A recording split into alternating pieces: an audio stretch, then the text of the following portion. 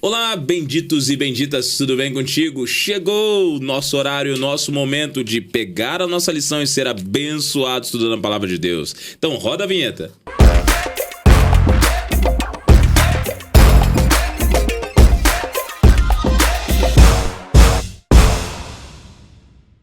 Que bom que você está aqui com a gente e mais um sábado para estudar essa lição, o Verbo, que tem sido uma lição extraordinária. Chegamos no nosso 5º encontro aqui e ela, quem sabe, já está deixando a gente com saudade porque daqui a 2 meses está terminando, mas ainda tem muito tempo para você ser abençoado. Então, por favor, adquire a sua lição para você poder estar estudando. Eu gosto de papel, gosto de estar marcando, gosto de estar rabiscando. De repente, você, quem sabe, é mais tecnológico do que eu, então baixa no teu celular, baixa no teu iPad, baixa no teu tablet, aonde você quiser. Só não fica sem a lição, bendito, porque a lição vai abençoar a tua vida, tá legal? E como você sabe, todos os sábados eu tô aqui com pessoas extraordinárias e hoje não é diferente. Eu tô aqui na companhia dele, que é líder da comunicação, que é um pastor que inspira gerações, é um pastor que fala ao coração, nosso queridíssimo pastor Odailson Fonseca, que esse ano escreveu uma meditação. Ô, meu brother, isso aí, estamos aí alcançando pessoas, né? É uma meditação que saiu das nossas páginas aí digitais, redes sociais, junto ao Instagram e o Minuto para Sempre ganhou páginas físicas, né? Que bacana. Bem legal, bem legal. Bem legal. Pra quem não percebeu ainda, tá aqui, ó, no meu cenário, tá ali, ó, o Minuto pra Sempre, ali, tá ali. E minha esposa é super fã e eu sou super fã, lemos todos os dias ali, tem sido muito só dar bacana. uma explicaçãozinha, porque qual que é a diferença? Ela não faz parte da coletânea dos devocionais, tá? Esse é um texto que foi escrito exatamente... Estou aqui com meu amigo advogado, às vezes você quer entregar um livro para uma pessoa que não tem aquela profundidade. Então, ele foi feito para ser presente. Tá? Sim. Então, a gente lê, é legal, devocional, mas ele é um projeto Minuto para Sempre, que eu sempre digo, né? É o presente em forma de tempo para quem não tem tempo de ler um presente. Para pessoas, um gerente de banco, um contato, é o cabeleireiro, é alguém da academia, para você poder compartilhar devocionais. Então, é um devocional permanente, não é de um ano só. E é para servir como uma ferramenta de missão e evangelização também da igreja. Muito bacana, tem muitas lições ali. A gente lê de manhã, a gente lê Amados, que é a do Cândido, pela certeza. Manhã, que é o inspiracional. A dele é desse ano, né, de 2024. E a sua não tem ali a questão dos dias, né? Você vê ali que ela realmente é atemporal, vamos dizer assim. Pra em qualquer momento. Pessoas, por isso que eu peço assim, nossos amigos e irmãos jovens aí que entendam, é bacana a leitura, mas sempre pensando que o público principal é aquela pessoa que ainda talvez não vai ler um livro missionário daquele ano, Sim. com aquela profundidade, a densidade. Então, a maneira de chegar de uma maneira bem especial para ganhar o coração e aí entrar com mais doutrina. Maravilha. E para quem não tá curtindo ainda, pode seguir nas redes também, pastor Odailson Fonseca, daqui @Odailson Fonseca, não é isso, pastor? Odailson, @Odailson, com meditações lá, um minuto para sempre, tá lá nas suas redes, né? Se quiser a edição 2, vai sair dali daqui a um pouco, mais uma, né? Legal, que bacana, tá então, pastorzão, bênção pura. Obrigado por estar aqui com a gente mais um encontro. E hoje a gente tá com ele aqui, meu amigo doutor Serley. Serley foi meu contemporâneo de faculdade. Verdade. E depois nos encontramos aqui na PAC trabalhando, não é isso? Em boas circunstâncias. Como é que você tá, meu amigo? Pastor, tudo bem com você? Olha, é uma alegria estar aqui, é sempre um privilégio. Aliás, eu me sinto assim muito feliz porque sempre você traz assim convidado de peso aqui. Aliás, você está sempre subindo a régua, né? Obrigado, é sempre a oportunidade de eu aprender com vocês, né? O pastor Odailson aqui conosco. Muito obrigado pelo convite e eu estou ansioso. É um tema de fato maravilhoso aí. E vai ser uma oportunidade para todos nós aprendermos aí. Maravilha, maravilha. Daqui a algumas semanas nós vamos estar com a doutora Leila, que é a sua esposa, né? Olha aí. Casalzão, hein? Casalzão, tá top, se preparando lá, hein? Tá estudando. Que bênção, vai ser top, vai ser top. Vai ser maravilhoso. Essa dupla aqui, pastor Daí, são nossos coordenadores de música e para o ano que vem tem muita coisa boa aqui na música, aqui na PAC, hein? Vai ser bênção, né? Vai ser bênção, em nome de Jesus. Mas, meninos, o pessoal de casa veio aqui para estudar a lição, então nós vamos começar com uma oração. Vou pedir, pastor Odailson, você ora pra gente? Pai querido, obrigado, Senhor, por esse podcast que é uma ferramenta digital para mostrar mais do que nunca uma verdade real.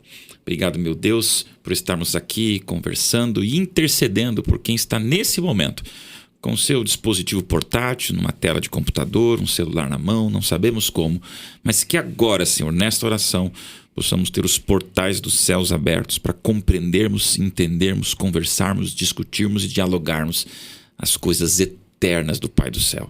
Colocamos tudo isso nas tuas mãos, em nome de Jesus. Amém. Amém. Muito bem, vou virar aqui o nosso timer. Para quem não sabe, a nossa ampulheta tem exatamente 30 São minutos. 30 certinho. 30 minutos certinho. Legal. Olha aqui, então, vamos deixar rolando aqui o nosso timer. Entrando em conflito, galera. Olha aí, bem bacaninha, né? Alguém falou assim, compra uma de 45 minutos depois. Acho que Não, eu gostei do tamanho, para ninguém ter dúvida, né? Não vai ter contestação aí desse Mas tempo. às vezes o assunto está tão bom que a gente acaba passando um Esquece a pouquinho. ampulheta, né? Vai embora. Mas, meninos, entrando em conflito aí, olha só, essa lição que vem aqui, emblemática aqui pra gente, numa semana marcante aí, acabamos de passar o 22 de outubro, grande desapontamento, e agora vem chegando aqui um novo conflito, que é, na verdade, um conflito antigo, Jesus e os fariseus. Qual a impressão de vocês com a tirinha? E aí? E agora, hein? E agora? Qual foi a doutor? impressão? Eu vou aqui então já. Para mim, a tirinha, antes do visual, que eu vou deixar o doutor falar, me chamou a atenção a expressão, o puro suco da humanidade. Porque exatamente essa expressão tem me acompanhado na internet direto, né? A gente Sim. tem conversado também pela liberdade religiosa, que é a área que a gente cuidando muito, né, com a tolerância, com essa questão dos extremismos e partidarismos. Mas dias atrás, até eu escrevi lá, quando teve toda uma convulsão nacional por causa de uma influência que foi presa, lavagem de dinheiro, e foi solta e foi presa de novo, aquela coisa de sempre, né? Que a gente Sim. vive um momento muito difícil de entender os verdadeiros influencers do bem para aqueles que querem apenas passar uma projeção mentirosa para você, do Betis ao Tigrinho, ficar entrando em jogos de aposta. É um cenário nacional desse ano muito triste pro Brasil. Mas eu vi, até escrevi sobre isso. O suco do Brasil.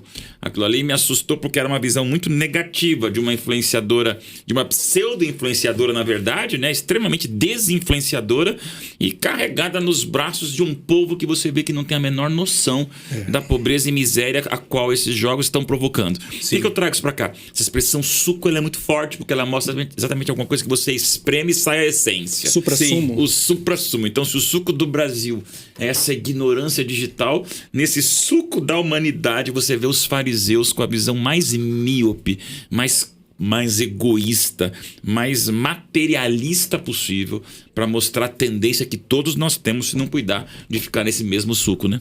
Exatamente, hein? Muito bem. Eu vejo essa tirinha, essas duas imagens aqui, de fato, como uma síntese do capítulo 5 e 6 de João, sabe? A narrativa de João, ele traz um padrão de comportamento ali de Jesus bem interessante, né? Então ele apresenta ali os milagres, né? Os sinais, e logo depois os discursos, os diálogos, e isso causa uma reação no povo, causa uma reação nos fariseus, que está bem ali apontada. Então eu dividiria esses quadrinhos do lado direito, do meu lado direito aqui, de revelação, que são ali os sinais, né, onde ele está representando ali nessa tirinha a multiplicação dos pães ali, né? Então os sinais ali representando então a revelação, e do outro lado o conflito, né? Demonstrando ali os fariseus questionando, olha, você curou no sábado e ainda disse que pode perdoar pecados. Então a lição enfatiza muito, né? Ligando esses dois fatores, revelação e conflito, como característica do ministério de Jesus Cristo, né? E essa tirinha resolveu foi ao isso. ponto, né? E é curioso que, primeiro, você vê na tirinha aqui que eles vão fazer um questionamento com relação ao sábado, e a gente vai ver o milagre que ocorreu no sábado, né? E na sequência, eles vamos dizer assim, eles dispensam esse milagre e pedem um novo sinal. Então eles ignoram o milagre, mas ao mesmo tempo eles querem um sinal de quem é Cristo, né? E a gente vai ver isso muito claro, porque de fato, o ministério de Cristo foi gerando os haters do tempo antigo, se é assim que eu posso dizer, né? Haters frequentes, presentes e, vamos dizer assim, conspiradores, né? Que começaram a trabalhar contra Cristo, né? Ele, na verdade, era disruptivo, né? Sim. A mensagem dele era completamente inovadora, e a gente vê aqui que acaba ameaçando ali o sistema legal religioso que eles viviam. Então os líderes se viram de fato ameaçados, né? Então, ao ponto, né, de essa ameaça representar ali um decreto de morte para Jesus Cristo, né? Então, de fato, esse conflito ficou muito bem representado ali, né, frente aos sinais de Jesus. O que é, de fato, um paradoxo, uma discrepância, né, diante de sinais tão belos, né? São manifestações de milagres ali, que estão ali em tese ajudando a população, sendo útil ali para a sociedade, só que o foco deles não estavam ali pelo jeito. Realmente não estava. E a gente percebe uma coisa, né? Parece que Cristo agora, no seu ministério, ele começa de fato a fazer os milagres, a oposição vai crescendo e ele faz milagres maiores, né? Não que dê pra gente mensurar milagre, afinal de contas, levantar um paralítico ou multiplicar pães para 5.000 pessoas, todos eles são milagres. Mas o fato é que Cristo começa a quebrar alguns paradigmas e a gente percebe isso no primeiro milagre. São 4 na sequência, mas o primeiro milagre, quando Cristo vai ali para curar aquele paralítico ali. Que cena era aquela? Pastor Daís, porque acho que muita gente se pergunta o seguinte, e aqui vale a pena a reflexão. Um paralítico, 38 anos, tanque de Betesda, se a água mexe, ia ficar curado? Isso é uma coisa bem interessante. E Cristo vai e escolhe exatamente esta pessoa. Sim. Né? Gosto de pensar no que Ellen White tem num texto, quando ela fala sobre isso, que primeiro, aquele paralítico não nasceu paralítico. Tá? 38 anos já não é tão jovem, né? Embora a gente ache que até os 49 eu sou super jovem. Sim. Mas com 38 todos somos jovens, totalmente, pastor, né? Somos Mas, jovens. então imagina que primeiro ele já está ali há pelo menos são 12.000 dias, né? 38 Sim. anos, 12.000 dias ali esperando um momento na sua vida para a cura. Mas de alguma maneira ele não nasceu paralítico. Foi fruto de alguma coisa na sua juventude ou na sua adolescência que levou ele a ficar paralítico. Então ali você vê alguém extremamente magoado, machucado e ferido pelas circunstâncias de uma vida onde ele sabia o que era correr e de repente não pode mais. Sobre essa lenda, esses detalhes de você ser ou não curado, era uma coisa muito forte, era uma crença muito forte. E nesse caso, veja, quem tem uma febrezinha, se jogou ali e sentiu, opa, estou curado. Então não se tem essa determinação de que ali era uma coisa sobrenatural, que não tinha isso. Sim. Agora, é claro, mexe com a crendice, você mexe com os sentimentos mais sinceros de uma humanidade. Só que para esse aí, sendo crença ou não, ele não tem espaço. Porque ele não ia conseguir nunca entrar antes daqueles que com uma febrezinha ou uma espinha que estava dolorida na pele já ia pular antes dele quando a água se movia. Dizem que realmente tinha uns canais, né? Tinha os canais subterrâneos que passavam ali por Betesda, então às vezes acontecia um borbulhar, um mexer da água. Ele nunca chegou lá. E é o que me encanta. Cristo passa em Betesda e certamente tinham outros doentes, tinham outros enfermos, mas ele escolhe exatamente aquele pelo nível de repercussão que teria, porque com 38 anos não sabíamos há quanto tempo lá, mas era conhecido, era aquela figura carimbada da cidade. Sim. É o que depois vai fazer lá com um cego também de nascença na porta do templo. Figuras muito conhecidas. Ele não está pegando alguém ali que do nada, a mulher que encostou na roupa poxa, ou a outra da Cirofenícia. Não, agora ele está pegando gente que são as figurinhas carimbadas da sociedade para exatamente dar uma repercussão. É jogar agora pedra numa água parada para a lagoa toda ser movimentada, a começar por esse grupinho de haters lacradores detestáveis que eram os terroristas da fé, que achavam que defendiam a igreja, machucando a bondade dos igrejeiros. Então tão louco, porque os fariseus não conseguem mais determinar o que é bondade, porque para eles não é bondade você curar alguém se você está dentro daquela moldura do sábado. É muito louco isso, né? Não, isso é fantástico, né? Porque ele realmente pegou alguém que marcou gerações pela sua enfermidade. Era a questão daquele homem, né? 38 anos ali, todo mundo conhecia. Todo mundo já havia passado por ali, né? E o autor, ele é muito pontual, porque assim, ele não deixa... O autor não traz nenhum relato de um milagre no tanque de Betesda. Não existe um relato de comprovação. E ele deixa claro, estava 38 anos e era sozinho, não tinha ninguém que o colocasse. Ele havia marcado todo mundo, mas ninguém se preocupava com ele. Olhava para ele com um olhar de coitado. Já acostumaram com a figura dele ali. Com a figura dele. Então. E Jesus vai lá e assim, curioso. Jesus podia ir em qualquer dia. Jesus escolheu... É proposital. Nossa, ele escolheu o sábado. Agora, você entende que para João, pelo menos no primeiro momento, isso não parecia tão relevante, né? O foco dele era demonstrar o ato de compaixão com Cristo, né? De como os fatos se sucederam. E ele só revela depois para o leitor que era sábado. Que era né? sábado. Então é como se ele estivesse controlando a narrativa, dizendo assim, olha, o fato foi tão grandioso que era só um detalhe, né? O fato de ser sábado. Mas, sim, ao contrário disso, os haters... Foi isso que mais importou. Os haters buscaram este fato e transformaram e reverberaram de forma negativa, né? O amor estava sobrepondo a lição, né? Primeiro, deixa eu cuidar do enfermo. Depois eu vou falar sobre o sábado. E isso é o contrário, porque existem outras passagens dos evangelhos, por exemplo, em Lucas tem uma passagem que diz assim, de acordo com o seu costume, no sábado foi a sinagoga. Então eles identificavam costumeiramente o dia que era, se fosse ter um ponto relevante, mas não, João faz a diferença e ele fala do sábado só depois. E agora vem algo curioso sobre isso aqui, né? Curou no sábado, levanta. Primeiro, vamos falar por parte. Ele chega lá, que queres que eu te faça? Quero um suco. Quero um... Não, me faz assim... E essa pergunta, hein? Um abraço. Eu refleti muito, né? E eu coloquei aqui pra mim que ele perguntou, que queres que eu te faça? Porque ele queria que o enfermo soubesse de onde viria a resposta e o milagre. É isso mesmo, pastor? Por que ele pergunta? Jesus, quando pergunta, ele quer provocar uma atenção diferenciada. Porque, veja, estamos lidando com um grupo extremamente acomodado, uma sociedade engessada. Então, essas perguntas que tu faz, o que quer que eu te faço? Que tem a ver contigo? Vai lá no tanque e limpa essa saliva, esse barro. Todas as ações de Cristo, elas são provocativas. Então, estamos falando de alguém, 38 anos, tanto é que a resposta dele é uma das respostas mais tontas da vida humana, né? Porque aparece Deus do lado, que é o quê?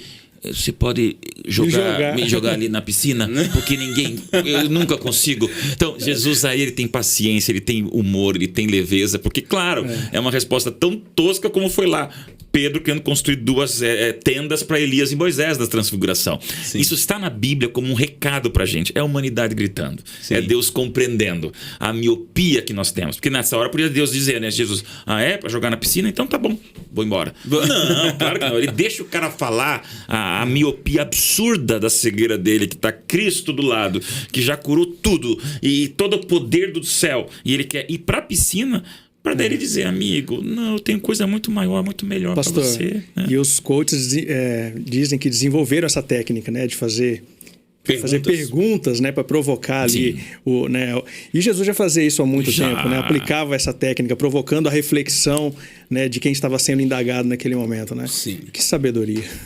E a inocência dele, né? Não tenho ninguém que me jogue na piscina. Jesus poderia dizer assim, cara, eu sou a piscina. O que você quer que eu faça? Piscina pergunta pra ele, né? Piscina, eu sou a piscina. O que você quer que eu faça? Será que acontece conosco hoje em dia também? Claro. Sim. Tá na Bíblia para mostrar, porque às vezes é exatamente isso. A gente fica em pânico, porque às vezes é uma situação que a gente passa e Deus está ali olhando dizendo assim, de novo, eu estou a piscina aqui, então confia, vai perder noite de sono. Ele quer dar orar, o céu confia. E a gente pede tão pouco. No nosso dia a dia a gente tem nossas Betesdas, claro que tem, então é orar e tentar dormir em paz, é confiar, educação, casamento, família, dívidas, situações financeiras ou provações de saúde, é confiar, dizer assim, meu Deus, tá bom, tá difícil, eu tô vendo a piscininha ali como se fosse o grande Deus, mas tô do lado de Deus. Então agora vou tentar fazer essa confiança. É um lembrete pra gente, né? Muito bem colocado. Agora, pastor, acho que vale a pena puxar, que me chama muita atenção, tem até, vai no cerne ali do título da lição, que é o conflito, né? A tensão ali que havia. Tudo por uma questão da interpretação, a interpretação da lei dos fariseus em relação ao que consistia o sábado, né? Eu estava refletindo sobre isso, né? No direito a gente tem uma matéria, uma área que cuida só sobre a questão da interpretação e a intenção das normas. E é este o ponto.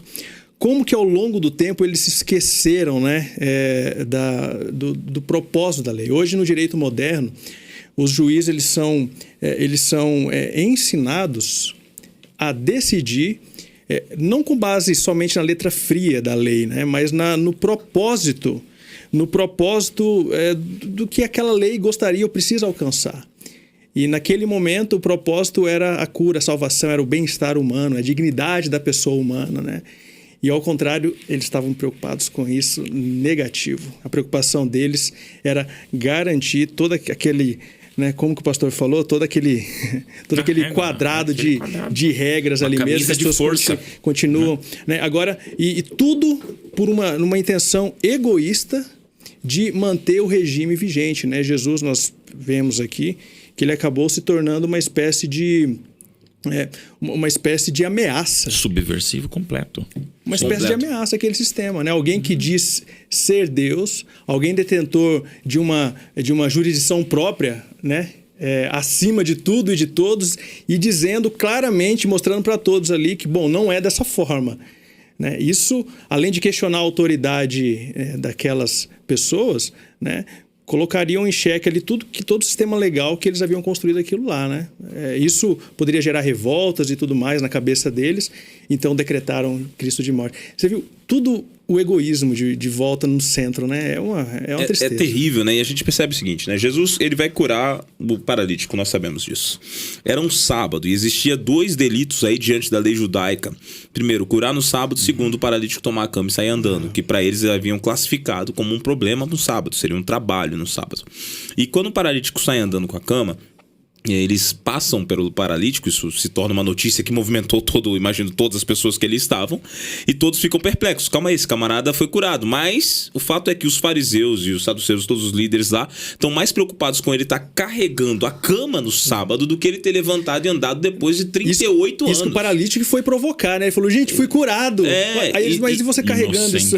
Inocente, né? Não, mas a pessoa que me curou, que eu entendo ser o próprio Deus, ele mesmo disse que era para eu fazer isso. Sim, exato. Aí, quem que é essa pessoa? Eu quero saber quem que é. Para abraçá-lo, para elogiá-lo? Não, eu quero persegui-lo. Eu quero ver o que ele fez.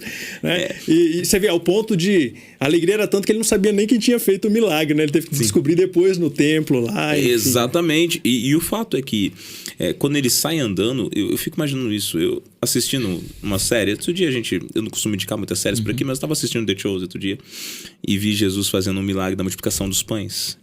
E aí tá vindo, acho que era Ciro Fenício, se eu não me engano, e ele passa por um fariseu. E o fariseu pergunta assim, o que você viu lá? Ele fala, não, ele multiplicou o pão para 5.000 pessoas e tal, e tudo mais. E o Ciro Fenício tá felizão. E aí ele fala assim, mas ele multiplicou e entregou pros judeus? Não, ele... Aí o Ciro Fenício olha pra ele e fala assim, eu tô falando que ele multiplicou o pão e ele tá preocupado porque ele comeu pão com quem não era judeu. E sai andando. Aquilo me deu uma paulada na hora que eu tava assistindo, né? E eu imagino que é a mesma cena que nós estamos vendo aqui. Exatamente. Jesus curou o paralítico, ele saiu andando, houve um milagre, uma manifestação divina, mas eles estavam preocupados com o paralítico estar quebrando o sábado. Até eu anotei um pensamento aqui, os olhos são inúteis quando a mente é cega. Perfeito. Então, o que aconteceu naquele momento ali é que eles estavam vendo a manifestação de Deus, mas eles não estavam percebendo porque estavam cegos por suas ambições, seus planos, suas vaidades, sua conspiração. E assim, pastor, é possível no dia de hoje, quando a gente vê no mundo todo, a gente ficar cego diante das manifestações de Deus na nossa vida? É uma ilusão coletiva, né? Veja o que acontece nesse momento. Jesus é o completo transtorno. Ele é uma pessoa completamente subversiva, alternativa, ele é incômodo, ele chega a ser repulsivo para quem? Para quem? Aí é um conceito meio forte, mas gosto daquela ideia que diz que todo controlador, ele é um covarde enrustido, né? Todo ditador, ele é um inseguro disfarçado. Sim. Ditador não é corajoso. Ditador é um baita de um inseguro. Os maiores ditadores da face da terra, os grandes homicidas e genocidas, lá no fundo a educação, a maneira como se construiu essa figura, essa pessoa... geralmente ou é um abuso, ou é um controlador, ou é uma família, ou uma autoridade que passou uma frustração na vida. São inseguros, então, né? Todo controlador, ele é um inseguro disfarçado. Ele se reveste dessa autoridade, que não é autoridade, esse autoritarismo, porque os fariseus são autoritários. Cristo tem autoridade. Quando acaba o Sermão da Montanha, né, em Mateus 7, 5, 6, 7, você vê que quando termina, diz como é que esse homem fala diferente daqueles que têm autoridade. Ou seja, os fariseus eram essa autoridade. Eles dependiam disso. Eles precisavam dessas cascas para se manterem nessa ilusão coletiva. Aí chega um carpinteiro e faz esse estardalhaço no sábado deles. Eles não tinham mais a menor noção. Hoje, perigamos acontecer a mesma maneira. Que é o quê? A gente realmente não perceber os princípios da religião, da bondade, da transformação, da mudança. Gente, vamos entender que para eles já não importava mais 38 anos. E aí depois vai ter um cego de nascença na porta do templo. Então agora Jesus começa a escolher ou um morto, que daí mais para frente, um morto que vai ressuscitar. Então isso começa a ficar tão escandaloso nas ações que é para cada vez mais levantar o sarrafo do problema, para mostrar cada vez mais a podridão de um fariseu que já não quer mais saber de matar a fome, de curar um leproso, de um aleijado, de trazer cegos ou de ressuscitar alguém. Essa ilusão coletiva periga acontecer hoje. Toda vez que nós olharmos mais para a forma do que para a graça, olharmos mais para o nosso histórico do que para o nosso propósito, ou para o nosso cargo do que para a nossa bacia de lava-pés, nós perigamos fazer igual. Para a tradição, ao invés dos princípios. Veja, o que princípio não vai mudar. Agora, a cultura, o contexto ao qual nós estamos, temos que ter flexibilidade. E às vezes agora eu falo com meus 49 anos, chega alguém de 19 e fala: pastor, eu penso diferente. Eu tenho uma filha de 15 anos, eu estou vivendo a maior quebra da minha insegurança, que às vezes eu sou autoritário mesmo. O que uma garota de 15 anos vai me ensinar? Ela não sabe nada da vida, e às vezes ela vai me pegar exatamente na minha incoerência para dizer: pai, você falou isso, mas você fez isso aqui em casa. Você pregou ali, mas fez cá. E aí a hora que eu já me senti fariseu, sim. O que é? Minha casca. Eu vou proteger minha casca. Eu vou me tornar um controlador para não demonstrar a minha fragilidade. E, gente, isso todos, tá? Então é muito fácil falar dos fariseus lá que perderam noção do sábado. Mas e nós, pais, professores, inspiradores, às vezes mentores, chefes, líderes, pessoas mais experientes com as novas gerações, nós também não gostamos de ver aqueles que vêm e quebram um pouquinho a nossa moldura de aço construída. E Deus vai usar a gente assim para quebrar o nosso ego também, né? Vai. E jogando para o contexto de missão, esse excesso, quem sabe, de tradição pode estar sendo uma pedra de sapato no sentido de trazer pessoas novas, pessoas de fora do evangelho. Com certeza. Né? Exatamente, né? E a gente percebe uma coisa. Outro dia alguém usou as palavras que vocês usaram aqui: subversivo e disruptivo, com relação a Cristo. E essa pessoa utilizou essas palavras querendo mostrar que Cristo iria lutar contra os judeus, mas queria tomar uma posição política. Só que o fato é que Cristo era disruptivo e era subversivo porque ele trazia a cultura do céu, né? Não, claro. E a cultura do céu era fantástica. Eu não vou subir agora num palanque, não vou começar a pegar taco de beisebol, fazer manifestação militante, porque Jesus era assim. Sim. Primeiro, você é Jesus. Primeiro, você é onipotente, onisciente, onipresente. Primeiro, você é divino. Para saber. Então, toma cuidado, porque agora não é por causa disso que eu vou começar a fazer estardalhaço social. Então, vamos pensar que aqui qual que é o princípio do aleijado, da multiplicação dos pães, de Lázaro, do cego, de todos esses milagres que João chama de sinais. Cristo em forma da bondade, da melhora da qualidade de vida, do cuidado, do acolhimento, da proteção, aquele amor sem fim que ele tem de fazer o bem ao próximo. Então, realmente, gente, aí eu tenho um irmão médico que muitas vezes é o plantão médico. O que é mais importante? Salvar a vida ou ir lá responder meu 7 na escola sabatina se uma pessoa está com uma parada cardíaca? Então, Deus nos dá bem claro esse que horas que eu vou ser disruptivo. Sim. Tá? Porque senão, hoje talvez precisemos até pensar mais no contrário, que é isso mesmo. Eu vou usar o disruptivo para defender a minha bancada política, minha bancada de autoritarismo, minha militância pública, onde o evangelho vira o evangelicida, né? Em nome de ser o diferentão. Aí, gente, tudo que é extremismo, Satanás ganha. Ele ganha, né? Não adianta, né? Sabedoria para entender o momento. Qual é o momento certo de... Porque Cristo, quando ele oferece o pão, ele oferece o pão físico. Também é importante. E foi necessário ali. Mas depois ele aplica a mensagem falando de um outro tipo de pão, né? A palavra, ele se doando, enfim. Então, veja, ele usou o mesmo fato, pão, para poder ensinar de duas formas. Então, eu acho que cabe sabedoria e, quem sabe, uma vida com Cristo para compreender qual que é o momento, né? Se o momento é agora, é o pão físico ou é o pão espiritual, né? E galera, a gente percebe uma coisa. Cristo, ele foi, como vocês falaram, numa construção, né? Curou o paralítico, depois foi fazendo outros milagres, e ele chega até na questão de que agora ele tem uma multidão, e ele faz a multiplicação de pães e peixes para atender essa multidão, alimenta todo mundo, e a multidão, por um instante, ali ganha pelo pão e pelo peixe, que mais à frente ele mesmo diz assim: vocês me seguem por pães e peixes, né? Agora eles querem aclamá-lo rei, ele se retira, deixando de lado. Então, mesmo os que aceitavam a Jesus ou que queriam dizer que Cristo era o rei, ainda não compreendiam qual era o plano celestial. Essa é uma realidade. Você já pensou no entusiasmo de gagueira, de tanta emoção que Pedro ficou quando viu esses pães multiplicados? Quando todos os discípulos se olharam e falaram assim: Peraí, calma aí agora, calma lá, né? Se ele fez 5 pães desse desbravador prevenido, 10 mil pessoas comeram até não aguentar mais. Eu gosto de ser matemático, porque a gente comeria ali uns 5 pãezinhos pensando em regime. O restante? Os brucutu ali iam comer uns 10 pães. Então Cristo fez 100 mil pães. Fácil. Não estamos falando de pouco. Eu lembro que uma vez eu fui numa padaria, quando eu preparava uma mensagem sobre isso, em Curitiba, uma das grandes padarias, e perguntei: quando você mais vende pães? Ele falou assim: vendemos na sexta-feira, o povo vem comprar no final de semana. Quantos pães você vende num dia que você vende mais? Nossa, 800, 900 pães para você poder vender bem.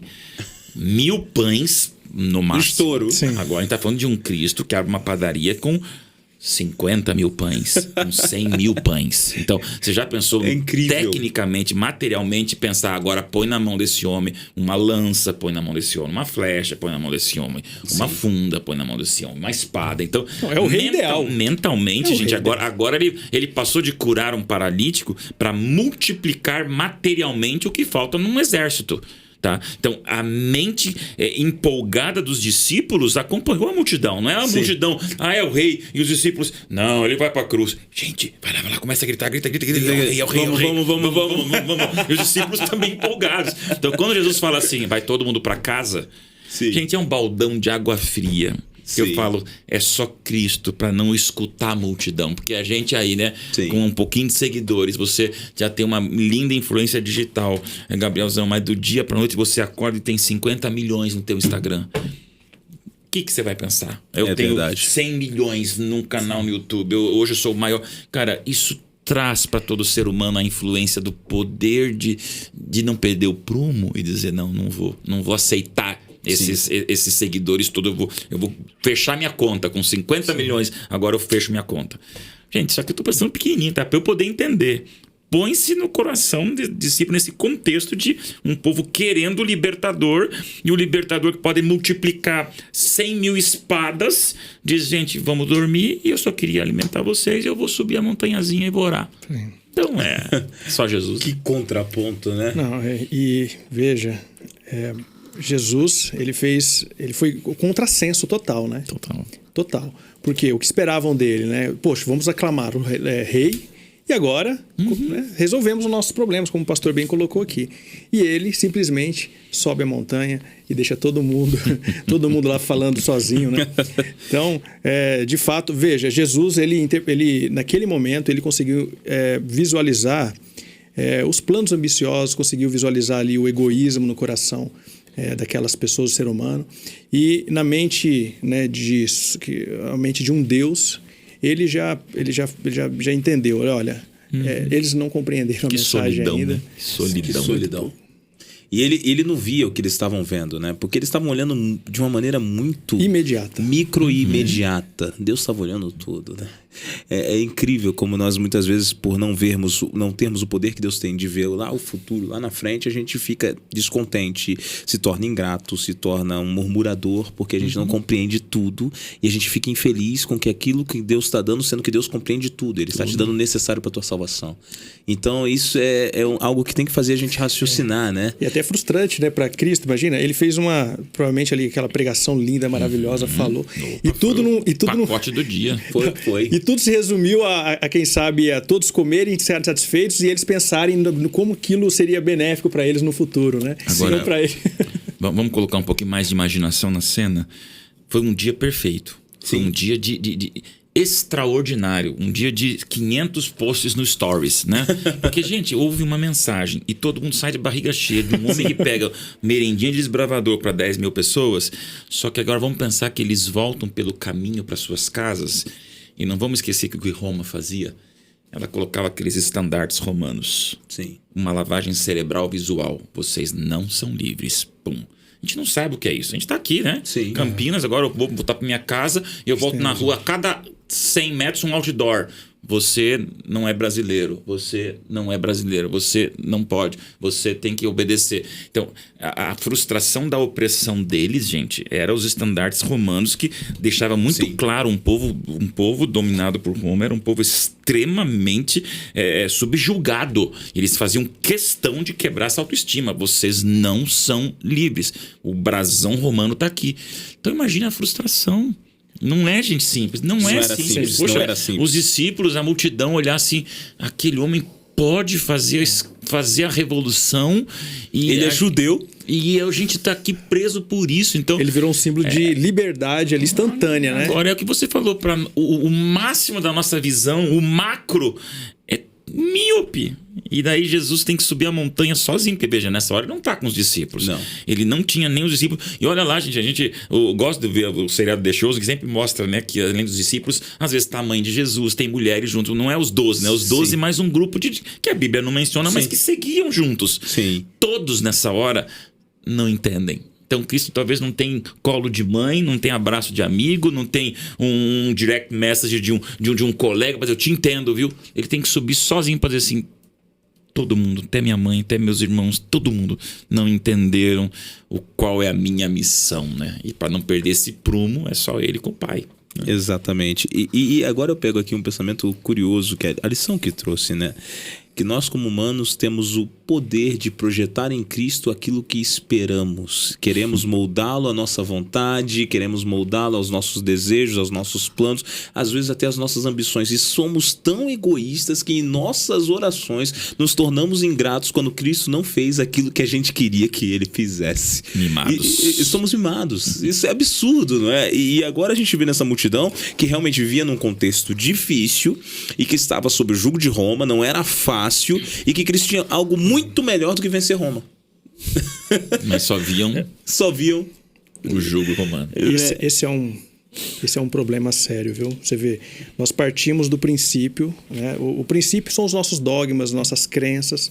E aí eu pego, né, o conceito de Cristo e tento encaixar ali. E vou fazendo ali aquele malabarismo, né? Sendo que a proposta é o contrário, né? O centro é Cristo. Eu devo me adaptar, eu devo me encaixar, na verdade, né, a este conceito maior, né? Eu acho que, de fato, temos que investigar internamente, viu, pastores? E será que nós estamos tentando enquadrar Jesus Cristo nas nossas crenças, nossos dogmas, para fugir da nossa necessidade ou responsabilidade de mudança, né? De reestruturar a nossa vida? Eu acho que é algo que todos nós precisamos pensar. De fato, meninos. E a gente percebe uma coisa. Uma afirmação de Cristo mexe comigo, que é a seguinte: quando ele fala em alguns momentos que vocês me seguem por pães e peixes. As pessoas não haviam descoberto tudo o que Cristo tinha para oferecer. Por isso seguiam Jesus por pequenas bênçãos que ele poderia dar, se esquecendo que ele era a bênção maior. Então a gente percebe que as multidões seguiam a Cristo e era a mesma multidão que depois ia gritar: solta Barrabás e crucifica Cristo. Então, de fato, quando eu chego até Cristo interessado nas pequenas coisas do mundo que ele pode me ofertar, em vez de estar interessado que ele faça parte da minha vida, eu tornei o meu cristianismo superficial. Porque meu cristianismo tem que estar pautado somente na figura de Cristo e ele no meu coração. Isso significa chorando, perdendo, ganhando, perdendo, ou chorando, ou sorrindo, eu vou seguir com Cristo. Agora, no dia de hoje, já trazendo para os nossos dias aqui, a gente vê muito isso na religião atual. Os cristãos de hoje estão muito assim: eu vou até Cristo, mas eu estou esperando isso, estou esperando aquilo, estou esperando aquilo outro. Eu não estou realmente vinculado a esse Cristo, estou vinculado ao que a mão dele pode fazer por mim. Gabriel, o que um jovem hoje que nos acompanha, Caleb, desses projetos lindos da igreja, o que ele vê na maioria? O problema não mudou, né? A maior tentação de Satanás ainda não mudou com milênios. Pressão do grupo. Se esse jovem que está aqui no podcast quiser se moldar pela maioria dos influencers que tem por aí, pelo que está pautando o TikTok na sua timeline, pelo que as igrejas estão promovendo e pelo que está sendo difundido hoje como religiosidade, pelo amor de Deus, a maioria vai te levar para a perdição. Inclusive a maioria religiosa. Porque é forte pensar nisso. A solidão de Cristo subindo o monte para não perder o prumo do seu ministério. Não vamos nos comparar com Cristo, mas nós somos imagem e semelhança, né? E vivemos esse reflexo do amor de Deus. A solidão é a mesma, tá? Jovem, não adianta. A solidão que Cristo viveu para não ser movido por pressão do grupo é a mesma solidão que um jovem vai viver hoje com as pressões dos grupos sociais, digitais, virtuais e relacionais. Porque a maioria dos religiosos também querem pão e circo. A maioria do grande movimento evangélico de muitos lugares hoje é esse pão e circo. Hoje você lacra pelos pães e circos com a Bíblia aberta. Sim. Então, um jovem cristão, e agora você vem defendendo a minha religião, inclusive, né? Um jovem cristão, protestante, evangélico e adventista, por ser bíblico e remanescente, tá sozinho. Tá sozinho. Que bênção, temos aqui um grupo. 7 mil. Tem 7 mil que não se dobraram. Mas você vai estar numa faculdade, numa academia, num ambiente de questionamento. Às vezes na própria igreja vai ter gente ali, não, mas o Jesus não curou, então Jesus não existe, porque o pão e circo não veio. Mas olha agora aqui, então é o dízimo, é o mecanicismo, né, da fé. Você vai estar sozinho. Jesus sabia lidar com a pressão do grupo, né? A gente tem que saber lidar também. E buscava forças no Pai, apesar de ser Cristo. Isso é incrível, Pai, né? E aí nem no pastor, nem no influenciador, nem no cantor, nem no escritor. A gente aqui ama essa... Se nós formos a divindade, tá errado. Se você fizer de qualquer ser humano a tua divindade, você já está perdido, porque essa pessoa não é. Então, é só no Pai. Exatamente, pastor. Tem outro ponto também, Gabriel, que eu acho que é interessante enfatizar, que eu chamaria de sincera confusão. Sincera confusão. As pessoas, elas querem respostas imediatas e elas não se atentam a mais de maneira aprofundada, né? Ficam ali no raso ali. Isso aconteceu no passado, isso acontece hoje, né? Queremos tudo no tamanho dos caracteres do Twitter, né, pastor? Isso aconteceu no passado também, né? Então a gente viu diversos momentos de confusão, as pessoas confundindo o pão, o que era o pão, né? Quando Cristo fala que ele vai se doar, né? Como tem que comer a minha carne aqui, como carne. Muitos, inclusive, acabam deixando de segui-lo, né? Em função disso. Somente 12 discípulos, né? Mesmo, quem sabe, não compreendendo ali o que Jesus estava querendo dizer com aquilo, eles, pelo tempo e com a convivência, conseguiram, né, chegar no conceito ideal, na mensagem, conseguiram compreender. Eu acho que isso aqui tem um ponto, tem uma lição interessante, né? Eu acho que nós, somente a convivência com Cristo, insistir, ainda que a gente não entenda a mensagem naquele momento, mas eu quero insistir, vou ficar do lado dele, porque em algum momento eu vou conseguir a compreensão correta. Os que chegaram numa conclusão ali simplória e rápido, abandonaram, deixaram de seguir, deixaram de viver as bênçãos que Cristo, né, planejou, que é a salvação para todos eles, né? Tem até um ponto aqui que eu fiz uma anotação, um link com a liberdade religiosa, né? Você vê, Cristo não obrigou ninguém a segui-lo. As pessoas, alguns discípulos que estavam seguindo, fizeram uma confusão danada lá, acabaram indo embora. Aí o que aconteceu? Ele perguntou: alguém mais quer ir dos discípulos? Alguém mais quer ir com eles? Não, Senhor, eu confio no Senhor é Deus e tudo mais.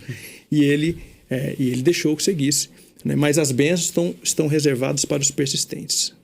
Muito bem colocado, meninos, mas infelizmente nosso time já foi e foi rápido, o time tá sempre pegando a gente, né? E meninos, realmente essa lição foi extraordinária aqui, né? Ela promete, ainda estamos na lição 5, tem muita coisa para vir aí pela frente, mas eu agradeço a vocês por terem estado aqui conosco. Eu queria pegar um recadinho final de vocês para nossa galera que tá em casa, para fechar assim, aquele recado que você não pode deixar faltar aqui na sua presença, na sua participação aqui conosco no Pega a Lição aqui. Então, Serley, começa contigo então? Pode ser, sem problema. Pastor, olha aqui para nossa câmera aqui atrás, fala direto com a galera aqui. Para mim fica uma mensagem assim muito clara. A lição, ela fala, né, de conflito, entrando em conflito, mas na verdade é uma lição que fala de cura, é uma lição que fala de generosidade, é uma lição que fala de satisfação espiritual que só conseguimos encontrar de fato ao lado de Cristo, né? São mensagens extremamente atuais e no mundo onde todos estão querendo de forma instantânea conquistar algo, eu acho que vale a pena um momento de reflexão. Será que estamos tão preocupados com o mundo terreno e será que estamos esquecendo que Deus está nos preparando, algo que é imaterial e muito maior, muito grandioso? Acho que precisamos ficar atentos aí ao que Deus quer dizer a todos nós. Muito obrigado, pastor Serley. Pastor Odailson, seu último recado para nossa galera. Bora lá, gente. Gosto de repetir sempre aquela frase, né? Você só tem a chance de uma vida para torná-la extraordinária. e você está na fase mais extraordinária da tua existência. Que saudade que eu tenho dos meus 19. Mas na pressão do grupo, nessa distorção social, nessa superficialidade espiritual, quem você seria em Betesda? Quem você seria na multiplicação dos pães? Quem você seria naquele grupo que viu Cristo curando o cego de nascença? O grupo dos críticos, dos interesseiros ou dos curados, dos quebrantados? E esse grupo sempre vai ser menor. Então não tenha medo de ser pressão, de ser minoria. Não tenha medo. Com Deus você é a totalidade. Não tenha medo de você ir contra a maré. Que se levante uma juventude, Gabriel, que nesse podcast, aqui nessa região geográfica de São Paulo, e a internet leva para o mundo todo. Não tenha medo. Tem gente que está firme, tem gente que sabe o propósito de Deus, sabe o propósito da missão, sabe o propósito dessa igreja, sabe o propósito dessa Bíblia. Então que se levante uma juventude que seja capaz de, em Betesda, na multiplicação dos pães, na cura de cegos, endemoniados, ser o curado. Mesmo que você seja o único, o último e o remanescente. Mas é para o céu que a gente vai. E a gente crê que tem muita gente boa e eterna tomando decisões certas assim. Amém. Amém, pastor Adeilson. Obrigado. Obrigado, meninos, pela participação de vocês.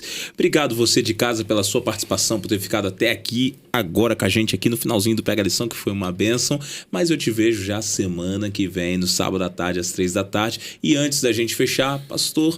Foi o pastor Adeilson que orou no começo, não foi? Então, isso. Doutor Serley, a senhora, pra gente terminar? Ora sim. Vamos falar com Deus. Pai querido, Deus amado, muito obrigado, Pai, pela mensagem reveladora que o Senhor nos trouxe durante este estudo, Pai. Que o Senhor possa nos ajudar, além da compreensão, tomarmos a decisão correta, Pai. Decisão esta que vai nos levar para a eternidade. Não nos abandone, Pai. É o que eu lhe peço no nome de Jesus Cristo. Amém, Pai. Amém. Amém. Obrigado, meninos. Obrigado você de casa por ter ficado até aqui. Te vejo sábado que vem às 3 da tarde. Valeu!